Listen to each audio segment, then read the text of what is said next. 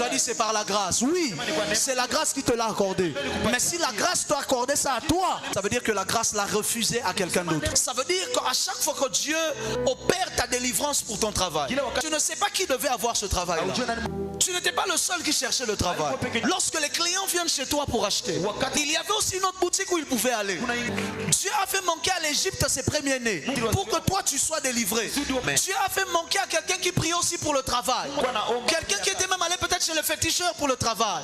Au final, c'est toi qui as eu le poste. Ça veut dire qu'il y a quelqu'un quelque part. Pendant que toi tu célèbres, Dieu m'a exaucé. Quelqu'un d'autre pleure, l'entreprise ne m'a pas rappelé. Je ne sais pas si je dis des choses profondes. Pendant que moi je danse, parce que je signais le contrat, alors qu'on était à 1000 qui avons fait le test, à 20 qui avons fait l'interview, ça veut dire que Dieu a privé au moins à 1000 personnes de ce travail pour que toi tu l'aies. Dans tout ce que je reçois, il y a un malheureux quelque part. Vashti a été remplacé par toi, Esther. Alors il dit, emmenez les prémices. Il dit, quand ton fils va te demander, mais pourquoi on donne ça?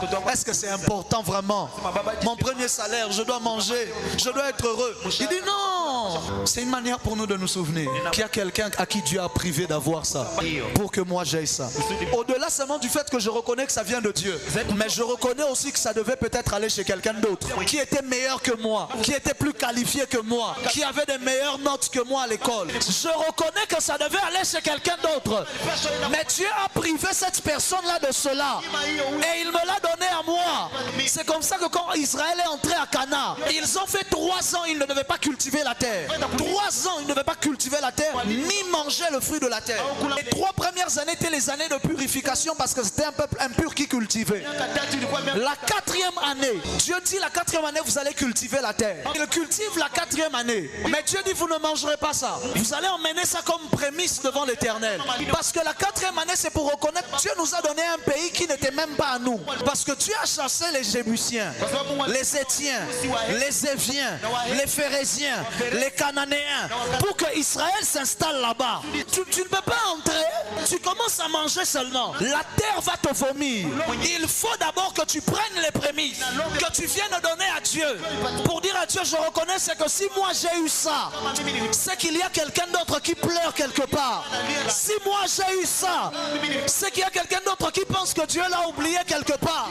Si moi j'ai ce que j'ai, c'est qu'il y a un autre quelque part qui dit, Seigneur, moi tu m'as oublié, moi tu m'as rejeté, parce que Dieu m'a préféré à Caïn. Si moi mon ministère avance, c'est qu'il y a un homme de Dieu à Tchabarebe qui est en train de pleurer mais rien n'avance, rien ne marche. My God, si moi j'avance, c'est qu'il y a un occultiste quelque part, malgré qu'il a tué son enfant, malgré qu'il a mangé sa mère, ses affaires n'avancent pas. Mais moi par la grâce, Dieu m'a donné, alors que je n'ai rien fait, alors que j'ai reçu, je dis ne mange pas les prémices.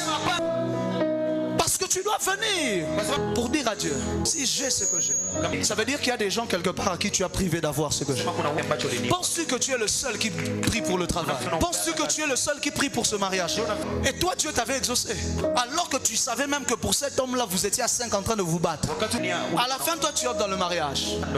Et puis tu vis, oh seulement Seigneur merci. Non, ne dis pas seulement merci. Il y a une autre soeur quelque part qui pleure parce qu'elle devait épouser ces gars-là. Tu dois prendre ton prémisse et venir déposer ça à l'hôtel.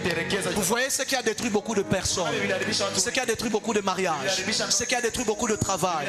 Parce que tu as eu le travail, tu as dit c'est par la grâce. Oui, c'est la grâce qui te l'a accordé.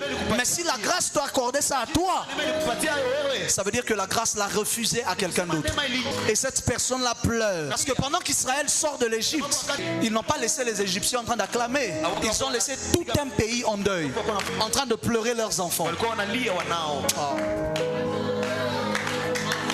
Ma fille, est-ce que tu comprends les principes spirituels? Parce que parfois on ne voit pas ça. Quand on a en combat qu'il y a quelqu'un qui n'a pas eu, tu as ouvert le commerce, les clients viennent chez toi, la même marchandise que toi tu as, le voisin aussi en a.